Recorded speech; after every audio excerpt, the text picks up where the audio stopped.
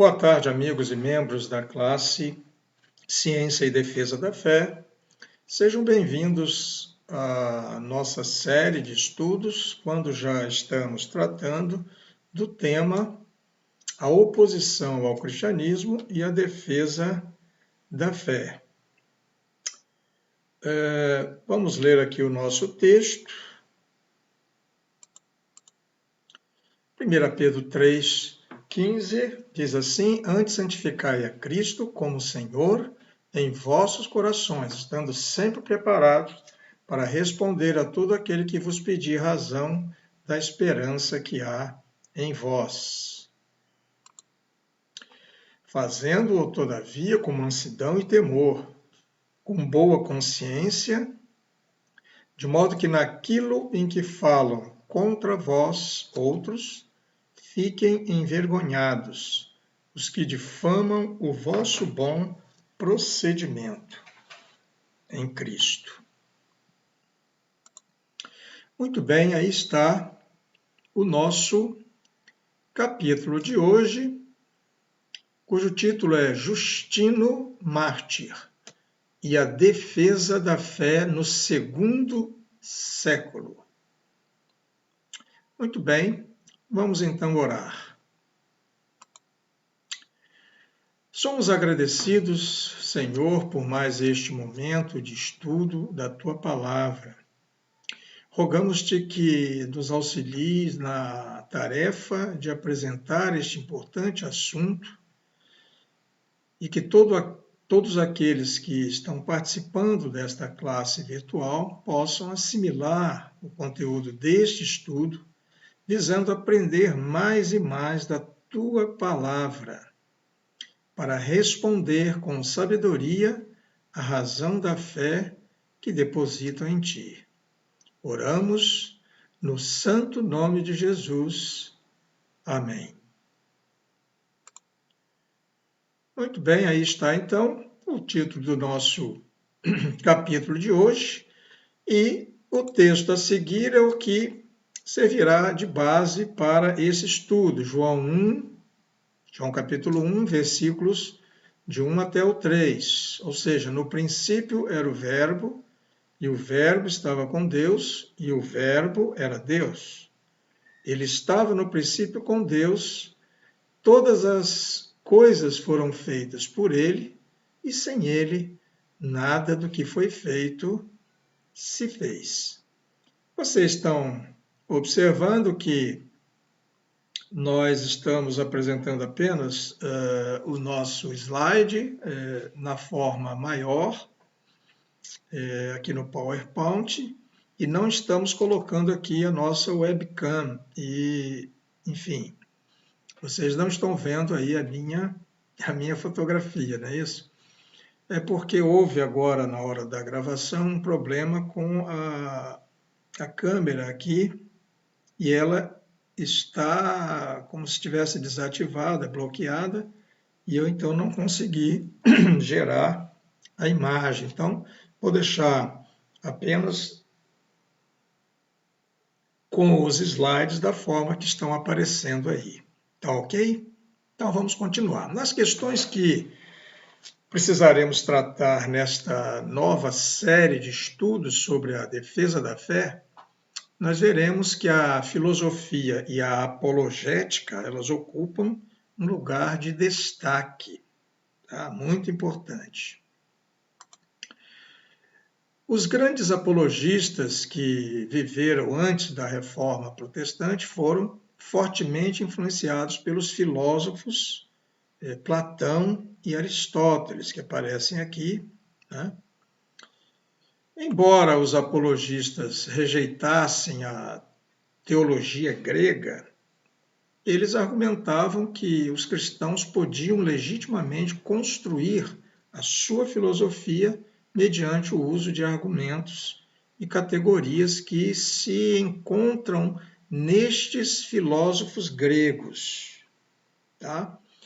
Então, recapitulando o que nós vimos na semana passada, nós estudamos a importância, né, da apologética, ou seja, da defesa da fé, lá no primeiro século. Então, nós temos o exemplo do discurso, né, de Paulo, quando ele sobe ali até o Areópago de Atenas, e lá ele faz o seu pronunciamento àqueles diversos filósofos, né, e estudiosos ali do pensamento grego.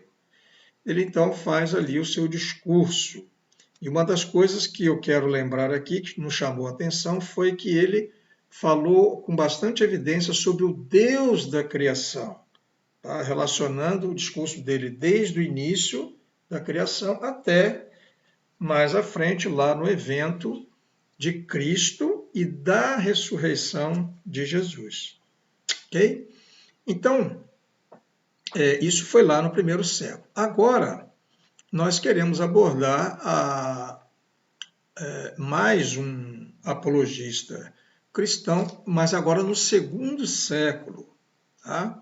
Então, embora esses apologistas rejeitassem a teologia grega, como eu falei, eles argumentavam que os cristãos podiam legitimamente construir sua filosofia mediante o uso de argumentos e categorias que se encontram nesses filósofos gregos. Fiz questão de repetir aqui para dar bastante ênfase a essa questão.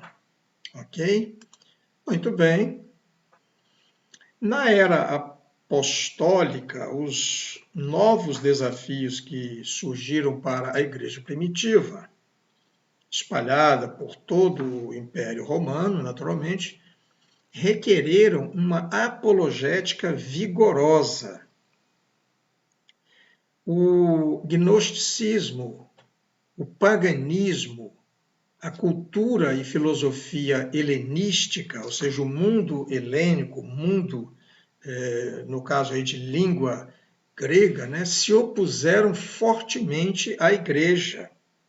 Tá? Nós vimos que as três culturas, judaico-romana, greco, né, greco-romana, judaica, e a cristã, elas se convergem exatamente nesse momento da história. Então, é um emaranhado de pensamentos, de ideias, de filosofias, de uma série de questões que muitas das vezes conflitavam ali entre si. Então, eles se opuseram, muitos deles, né? O mundo grego não foi neutro com relação ao cristianismo, né? Nem o mundo romano. Então, vamos ver aqui o que significa o que nós falamos aqui sobre o gnosticismo. Bom, vejamos aqui. Gnosticismo é um sistema de falsos ensinos existente durante os primeiros séculos do cristianismo. O nome provém de gnosis, palavra grega traduzida por conhecimento. Os gnósticos acreditavam que o conhecimento era o caminho, né, para o entendimento do mundo e também para a salvação. Por esse motivo, o gnosticismo foi condenado como falso e herege por vários escritores do Novo Testamento. Ok? Já no primeiro século, o gnosticismo foi severamente combatido inclusive pelo apóstolo Paulo, Pedro também, e João, lá em suas cartas. Eles já combatiam esse sistema do gnosticismo. Vejamos aqui o outro que nós falamos, o paganismo. O paganismo ele pode se referir ao politeísmo ou à adoração de mais de um deus, como, por exemplo, na Roma antiga, né? De forma que um pagão é também considerado como aquele que, na maior parte, não tem religião e se entrega à cobiça de bens materiais. Alguém que se deleita em prazeres mundanos. Pagãos é um termo usado também para designar os povos do mundo não judeu. E agora ali também com o mundo que se iniciava, que era o mundo cristão, não é isso? Vamos ver também um outro que nós citamos aqui, que é a cultura helenística, né? O mundo helênico, o mundo grego. Essa cultura resultou da fusão da cultura grega com a cultura oriental, promovida pela expansão do Império Macedônio, com Alexandre Magno, né, que era conhecido como Alexandre o Grande, né, que ele expandiu, né, muito o Império grego, né, macedônico ali na sua época. O período helenístico registrou 4 grandes sistemas filosóficos, cuja influência é substancial sobre o pensamento cristão, tais como o estoicismo, o epicurismo, o ceticismo e o neoplatonismo. Tá? Ok? Muito bem. Então, está aí aqueles 3 aspectos, né, da necessidade de se fazer uma apologética vigorosa, forte. Né? Então, Paulo ficou lá no primeiro século, né? Os outros apóstolos também, e no segundo século houve a necessidade do ressurgimento de mais cristãos convertidos, com conhecimento, né, naturalmente, da filosofia grega, da cultura grega, que pudesse defender o cristianismo desses ataques, né, desta oposição, né, que é o título, aí, o ataque, a oposição do nosso tema. Então, vimos o agnosticismo, aliás, o gnosticismo, o paganismo e a cultura e filosofia helênicas, que se opuseram fortemente à igreja.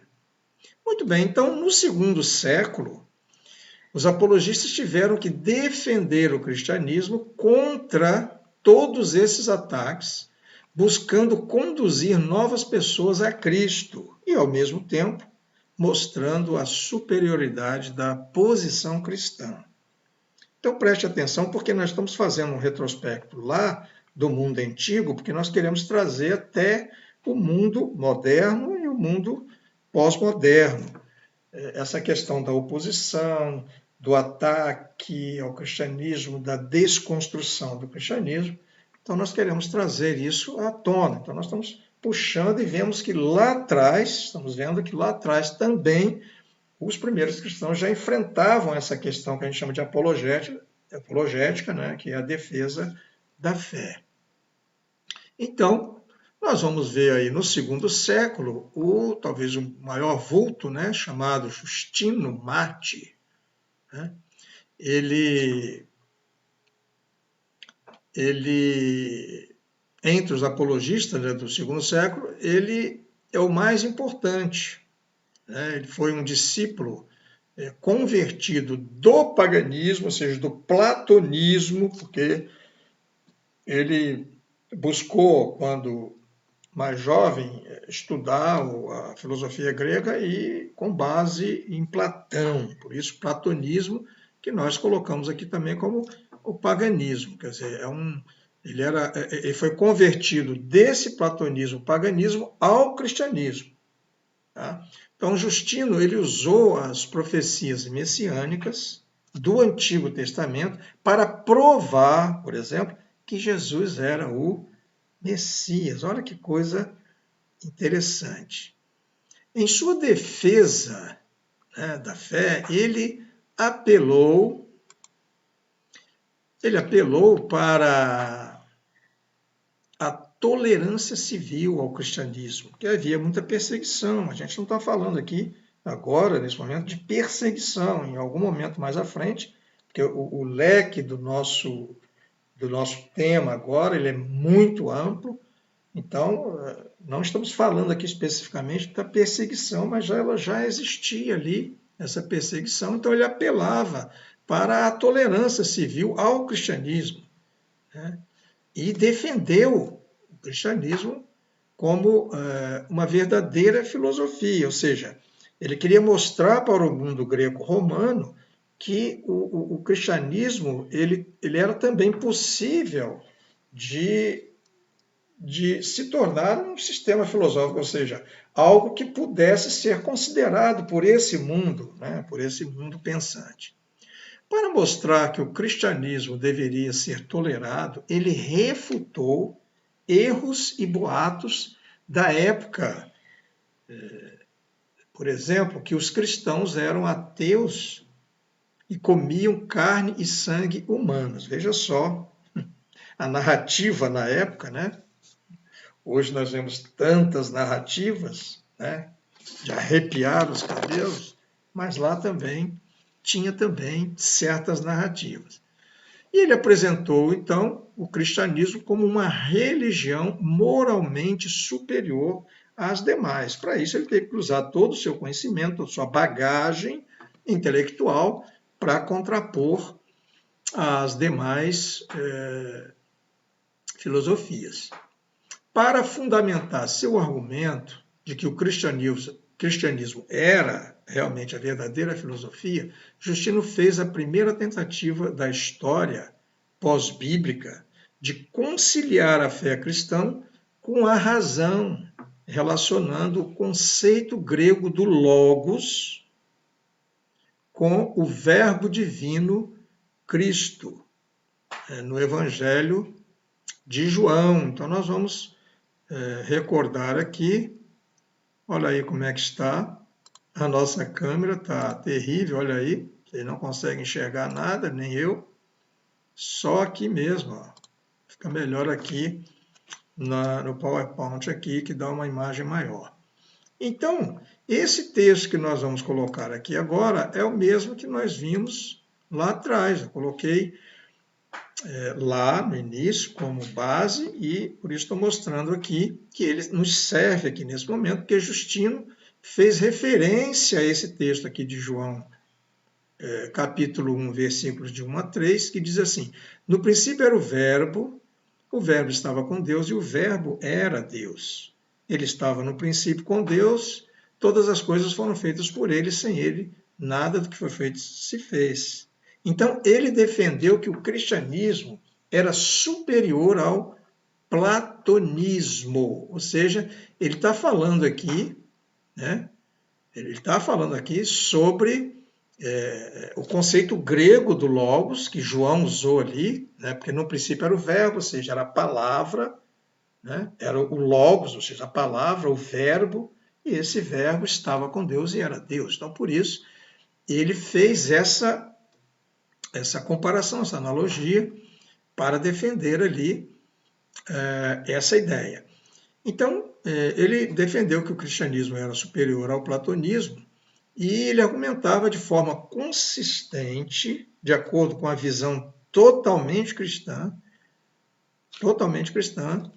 ele elaborava os seus argumentos. O seu trabalho rendeu-lhe um lugar na história do cristianismo e, desta forma, ele é considerado um pioneiro no tocante à produção da teologia e da apologética cristã, que nós estamos trabalhando esse tema aqui agora.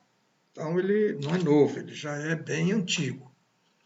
Sobre a sua biografia, nós encontramos lá no site do Instituto Cristão de Pesquisas, inclusive eles têm um curso teológico lá, muito bom, bacharel em teologia. Conheço esse curso, já fiz uma boa parte dele, pretendo voltar para concluir. O Instituto Cristão de Pesquisa, o ICP, ele vai dizer para nós, nesse contexto aqui, o seguinte: o lugar do seu nascimento, ou seja, de Justino, né, foi na cidade de Flávia Neápolis, atual Nablus, na Judéia, lá naquela região ali entre Palestina e Síria, né, lá na longínqua Judéia. E na infância, a sua educação incluiu retórica, poesia, história. Então, ele foi, de alguma forma, preparado ali desde pequeno para isso. Como jovem, já adulto, ele mostrou interesse mais interesse pela filosofia. Tá? E também nós temos aqui mais alguma coisa lá que está no site lá do ICP. Foi introduzido na fé por um velho homem que o envolveu numa discussão sobre problemas filosóficos e então lhe falou sobre Jesus. Olha que coisa interessante. Estava vendo uma discussão ali da filosofia e tal, mas um senhor lá, um homem, um ancião, entrou ali na discussão e falou com ele sobre Jesus. Vejamos então as consequências disso. Ou seja, ele falou a Justino sobre os profetas que viveram antes dos filósofos. Veja bem o argumento dele. Profetas que viveram antes daqueles filósofos lá que ele havia estudado, gregos lá. E esses profetas que viveram antes, lá no judaísmo, eles ensinavam que estes servos de Deus profetizaram a vinda de Cristo e que suas profecias se cumpriram em Jesus.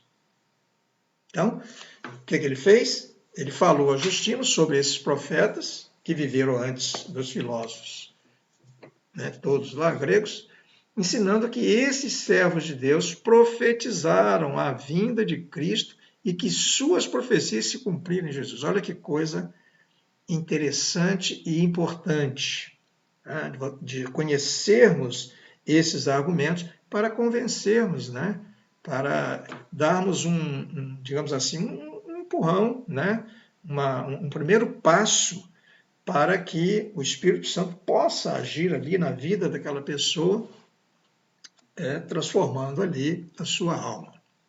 É isso? Tem um outro também, mas seguindo aqui, ele diz ainda: depois Justino disse o seguinte: o meu espírito foi imediatamente posto no fogo, e uma afeição pelos profetas e por aqueles que são amigos de Cristo. Então, isso tomou conta de mim. Observe aí como que ele faz a ligação daqueles com Cristo, e ele então coloca aí como aqueles que são amigos de Cristo. Então, esse espírito, ali naquele momento que ele estava refletindo sobre isso, tomou conta dele. Então, ele tomou conta de mim. Enquanto ponderava nessas palavras, descobri que o cristianismo era a única filosofia real, de verdade. É o que ele está dizendo aqui. Okay? Então, a convicção de Justino de que a verdade em Cristo era tão completa que ele morreu como mártir. Por isso o nome Justino Marte. Ele tem um primeiro nome lá que eu agora esqueci, mas na próxima aula eu posso trazer para vocês. Então, ele ficou conhecido como Justino Marte, sendo decapitado no ano 165 da era cristã, depois de Cristo, ali no primeiro século. Então, que fique para nós este exemplo de Justino Marte. Ele realmente se tornou mártir, porque ele foi martirizado. E que fique o exemplo para nós. Possamos nos preocupar, é o que nós estamos fazendo aqui, em estudar todas aqueles argumentos que possam servir para refutar os ataques, a oposição à fé cristã, ao cristianismo. E com isso a gente pode ajudar muitos a encontrarem o caminho verdadeiro, a reforçar ali os argumentos a favor do cristianismo, a favor dos profetas e de Cristo, de Deus, para que aquela pessoa possa considerar o cristianismo e passando aí a receber o Espírito, o convencimento ali através do Espírito Santo. Então, nós estamos chegando aqui ao final do nosso estudo, por isso vamos ler aqui. O estudo hoje foi um pouco mais rápido, né? Um pouco menor, talvez a gente faça isso para não cansar muito. A partir de agora, vamos tentar fazer. Às vezes eu tento fazer uma aula num tempo menor, mas acabo passando aí até de 40 minutos. Embora a EBD a gente sabe que ela tem aí 45, 50 minutos de tempo é normal, né? Mas lá na presencial é mais fácil a gente chegar nesse tempo. Aqui, às vezes, se torna um pouco mais cansativo.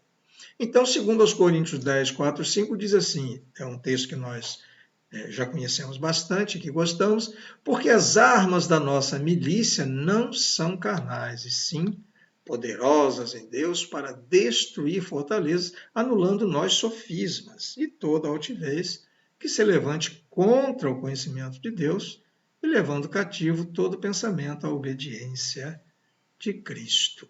Então, tenham todos vocês um bom domingo. Eu agradeço a participação de vocês. Podem escrever aí no chat, pode dar o like lá de vocês. Podem também se inscrever no canal, isso é importante, né? No nosso canal do MEC, né? Aí da EBD.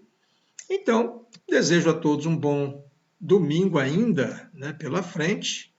Um forte abraço em todos e até o nosso próximo estudo. Nós vamos continuar falando sobre a defesa da nossa fé diante da oposição e dos ataques ao cristianismo. Até lá!